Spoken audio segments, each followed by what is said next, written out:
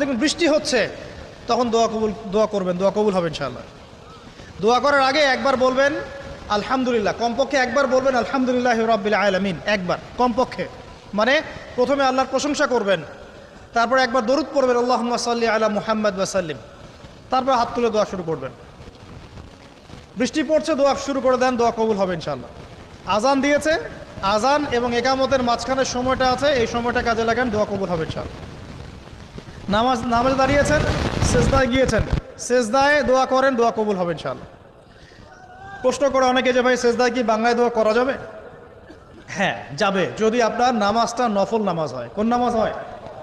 ফরজ নামাজে করবেন না, নফল নামাজে করতে পারেন ইনশাআল্লাহ। সেজদায় বান্দা আল্লাহর সবচেয়ে কাছাকাছি থাকে, এই সময়ে বেশি বেশি দোয়া করতে রাসূল সাল্লাল্লাহু আলাইহি ওয়াসাল্লাম তাগিদ দিয়েছেন। দোয়া করলে ডাইরেক্ট কবুল হবে ইনশাআল্লাহ। পিতা মাতার খেদমত করে দোয়া করেন, দোয়া কবুল হবে ইনশাআল্লাহ।